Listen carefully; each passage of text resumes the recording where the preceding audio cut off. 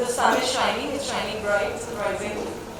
But since you said that I'm articulate, I would like to tell everyone that I'm deeply honored to be part of this journey in coming and actually just being the spokesperson for all the lovely people who worked on this documentary.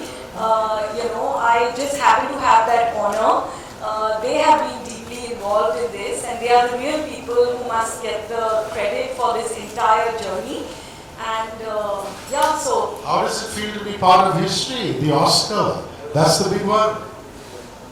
I think absolutely surreal, absolutely insane. I think first as an Indian, because over the years, being a part of the entertainment industry, you always look at this most sort of coveted award, the most prestigious global stage, and you always just see it on the screen, and you're seeing other stories and productions from all around the world. So I think it was just so amazingly surreal for all of us at Netflix India to actually see an Indian production, two women from India, a director, producers, Guneet and Achin, and really just a most beautiful story, Rishi, going from, such a beautiful part of India, an elephant camp, such, it's such an emotional story. It's so honest, it's so, spiritual in its nature, which is something we see in India from the very beginning. The bond between, humans and animals and how we nurture them. So many of our gods are like that, and so I just feel that that bond that is being celebrated here, that was the most beautiful part. So as an Indian, I was proud, and then doubly so as a Netflix exec, because I think that when your production goes to this kind of a stage, I think it's an entirely different honor, pride, moment of pride, and to just see our producers and directors stand there and receive that statuette that everyone looks at, I think it's truly special. Lovely. We're going to chat some more, so let's sit down. And we're going to call a few of our friends over also. I look at what you're doing and what you're trying to achieve at Netflix India, and I have nothing but respect. And one of the reasons is this. When you're unearthing stories, I would imagine that in the documentary genre, romantics would be perhaps easier to greenlight, considering it's films, it's popular culture, it's the legacy of Yash Chopra. But the story of two beautiful baby elephants and their parents, which is Mona and Berry, how do you unearth that one? What made you believe in that particular story? Because it's not built for commercial stardom overnight. Thank you for that question, Rishi, because many people don't really even sort of understand the process of really bringing such really little-known stories to life. For us at Netflix, it really begins from the passion and vision of creators, and how they are looking at an idea. What is the purpose behind the story? What is it meant to do? And a beautiful, soft story like this can actually get completely lost in the din of so many stories that are louder and seemingly punch higher. But I think here is where I think I would really like to give credit to so many Netflix execs, and particularly Alok Devichan, who's the commissioning executive on the Elephant Whisperers, that he saw the beauty in what Karthiki and the team were trying to do. What Karthiki's vision was in really following these mahouts, Vaman and Delhi, and what it really means, at this moment in time, in the history of the world, in the history of the planet, what are the stories that need to be told and that must come out? Why are they urgent to tell? Why are they beautiful to tell? And why will they touch the hearts of so many people across the world? So I think that is the journey of finding those stories and seeing what will create awareness, create an awakening, have a conversation, and I'm so happy that the Elephant Whisperers has actually started that conversation. It's brought it center stage, and the world has seen the beautiful work of Women in Delhi and all the forest officials who run these camps. So beautifully put. You know, to me, it's a life-affirming story. Why I use the word life-affirming is very simple. You could have a terrible day, you could have a despondent day out, and then you come out and you see the elephant whispers, and it just infuses you with so much warmth, sensitivity, and positivity. And I think that itself needs to be lauded. Ladies and gentlemen, I really like you to put your hands together to welcome the director, the executive producer, I think the last week has been such a rush of blood to the head. Is it sinking in? The first Indian production documentary to win an Oscar. Tell me about that. The entire journey has just been one crazy journey from 2017 to right up to now. So 6 years of craziness, I think. But just camera. Hey, bye. what it is. They want you to pose for the camera. Both you ladies, all three of you looking so lovely. Guneet, yeah, I mean, you know, sometimes what happens is it's like a wave, isn't it? I mean, if somebody asks you to describe what you felt at that very moment, must have been euphoric, started, whatever. But then how do you view it now, a week later, when you look back? I think this is the real celebration coming back home. You know, so I just feel we are reeling into celebrating with everybody at home. So yes, that moment was absolutely surreal and epic and proud and humbling and such an honor. But I think the reeling in is happening now. So the joy I really feel is the joy that I see in everyone's eyes. You know, these eyes and these faces and smiles make us feel proud. So thank you for an awesome welcome and for celebrating us all the way. We'd like to invite a man who played a very pivotal part in this journey. Please put your hands together for the producer of The Elephant Whisperers, co-founder of Sikya, Achin Jain. So many acclaimed titles, such a diverse range. You know, when I look at what Sikya has done in terms of the scale, the subject, the budgets, and the complexities that you've taken on. So many congratulations to you too. Yeah? Love with Elephants just a wee bit more, I think. A lot more after living through the story of Aman Delhi and Raghu and Amu, the words of Aman Delhi, our stars, Amu and Raghu and their actions. So yeah, I mean, we have a pet, a lab, Master Shifu. So I think for us at Sikya, so I mean for us, for the first time we have discovered a connection between different nature. I mean, for us, when I see Shifu or Raghu and Amu, there are so many similarities. They're just bizarre. And I think the resonation and the love has been throughout the world with the fan art, the fan art that we have seen. So, yeah, a lot more in love with the characters. Guys, I'd like to give a round of applause to the team of Sikya Entertainment. The entire team. Thank you. They're all here. You know, I beg your pardon, I take up two people's places. And it's a limited stage, so we couldn't call everybody on stage. But we want to respect you, we want to honor you. So just, thank you very much. Team Sikya. Yeah, we'll introduce you to them later, one by one. But right now, just another round of applause. Team Sikya. Thank you. Thank you so much, Karthik, let's do a rewind. The first ever meeting. I mean, I am absolutely stunned. I just had a 5-minute interaction with Women in Delhi. Just wanted to, get to know them. And they're so beautiful and pure. Your first meeting with Women in Delhi. Tell us about how that went. But to begin with, I actually grew up in the Nilgiri Mountains, and I was driving on my way back from Ooty to Bangalore to pack my things and come back home.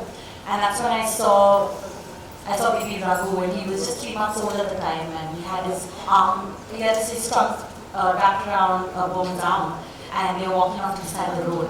I was hanging out of the car, which I shouldn't have been doing.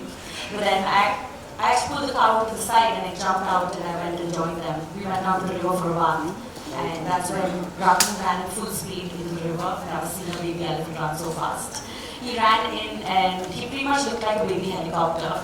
His trunk was being thrown around all directions, and that's when it really started to notice that you had this tiny little elephant calf that was so extremely vulnerable.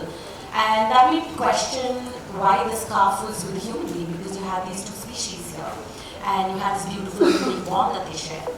And I think that sort of led me forward to think about, I think about why this little young calf was with a human being, and that's when I realized that the Asian elephants were endangered, and that there were only about 35,000 to 40,000 of them left.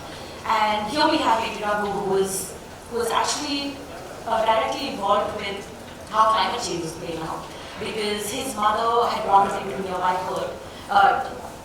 She and her had wandered into a nearby village in search of clean water, and that's how she got electrocuted and died.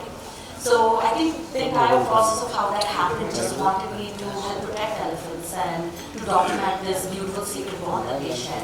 And it's soon after that that I actually come across Belly, because she was back then doing a lot of the housework at that point, so I didn't know she existed. It was something that had unraveled over time. And it really just started out with the beautiful connection that I shared with Baby Raghu and Baby Raghu. And that's how this journey came to be. And I also wanted to just go ahead and also focus on indigenous people, because we had Bowman, and after just talking to him for so many hours, I realized that they had this beautiful connection with the space that they lived in. And that's something that I also wanted to bring out to the forefront, and that's how this entire journey began. It's lovely. You know, just before they went off to the Oscars, I was lucky enough to do a Zoom session with Guneet as well as Karthiki. And I was stunned to know that there was 450 hours of footage, 450 hours of footage shot by them, and that had to be encapsulated into a 40-minute film. Now that is a superhuman effort, and I think that itself deserves an Oscar, which is wonderful. But what I love is this delicate footage of the forest and nature. It looked as though you were truly trying to capture the soul of the animals and the people who were living there. So in that aspect, the journey of the Elephant Whisperers, and you as director and cinematographer, the steps that you consciously took to make us feel we're part of Bowman, Raghu, Amu's world. Having grown up in the same space, I experienced the beauty that the place had to offer right from a very young age. And that's something that I really wanted to showcase to the world. I wanted people to immerse into their life and to be able to experience all the different animals that were around. And in fact, we would actually head out, and I think Krish was here in the audience right there. He was on this journey from the very beginning, and we would head out and go out at 4 a.m. in the morning, and we'd head off into the forest. We tried to record the most beautiful light. And that's how it all evolved. We would spend lots of hours out in the wilderness and capturing the beauty of the place. It was really important to showcase the place in all its beauty. And we have that right where we were in this documentary. Lovely. Monica, debut director, amazing. And I want to laud you and Team Netflix. Every time I give you a direct compliment, you always shrug it off and say it's the team. You don't like being self-laudatory, which is why we love you so much. But really, the fact that years ago, directorial debut wins an Oscar, what does this mean for young creators? And what the Elephant Whisperers has done in terms of empowering young creators. And that's really what you set out to do at Netflix India, didn't you? Yeah, I think it's just so amazing to see Karthiki being, in her first film as a director, and having producers also who are part of the journey. And for us at Netflix, it really matters to find the raw talent which is out there, all the creators who are just bubbling with stories to come to Netflix like Karthiki did, and really wanting to tell the stories in the most courageous, the most honest way, and stories that can actually reach out, have universal appeal. And I think for me personally, the fact that all of us as execs at Netflix are huge fans of storytelling, I think that is what we eat, sleep, breathe. Guneet and Anchit know that. We have 100 conversations around that all the time, and with all our partners and creators. I think it's just something that runs deep at Netflix, which is respect for stories, storytellers, and I think we would not be the service that we are if it were not for first-time storytellers like Karthiki or seasoned storytellers who find that one story that can, just sort of go big and, go all over the world.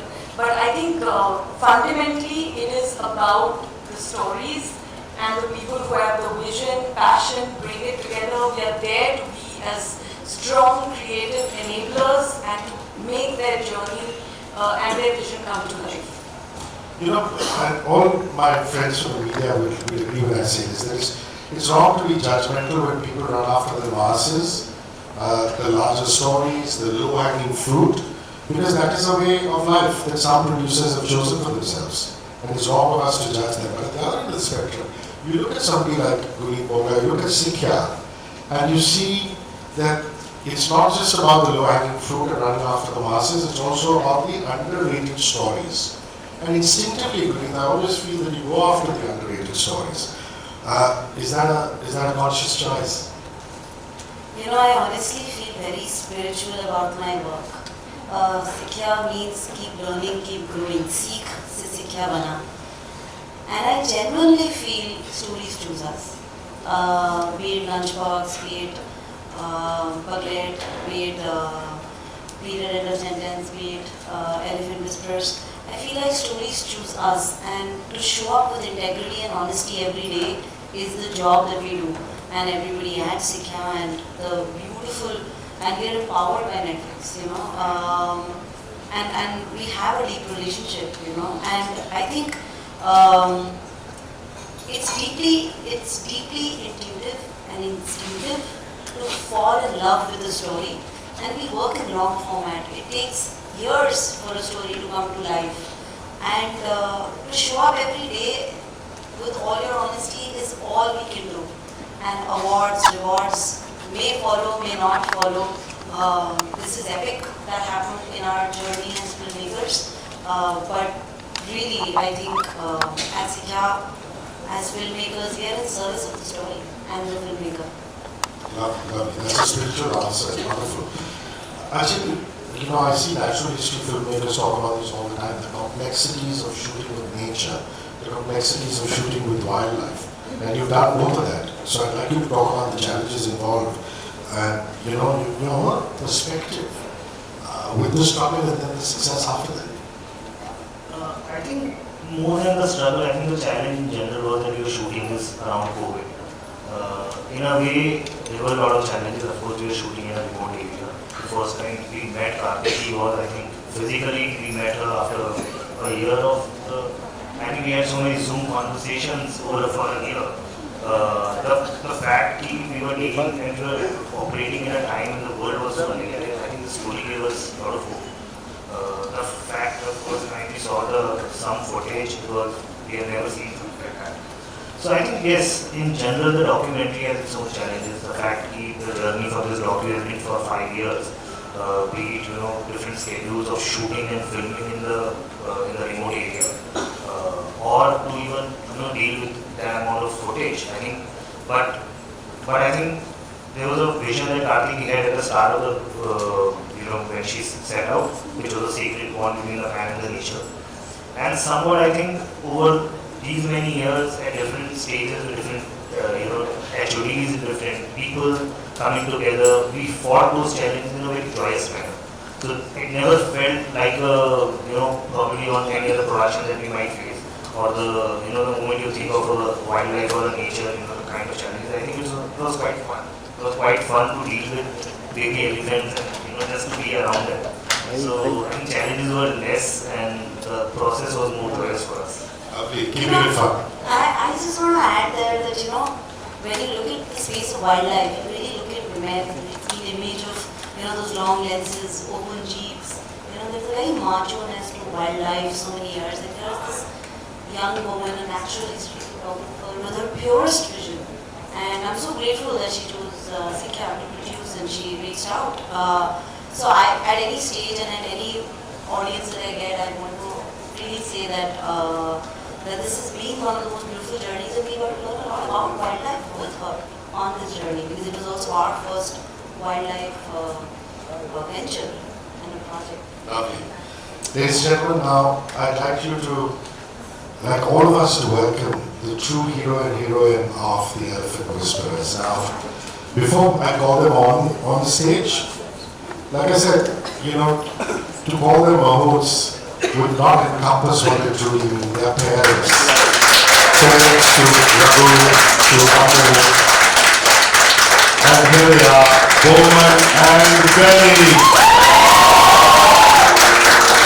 The pure soul. We also welcome Shri Rakesh ji, who is brought back all the way from their hometown. He's part of the Irulu community and he works with the Jungle Heart and he's really been handholding them through city life. अरे भाई क्या कर रहे mobile वाले अरे क्या We will have a proper photo opportunity once we speak to them.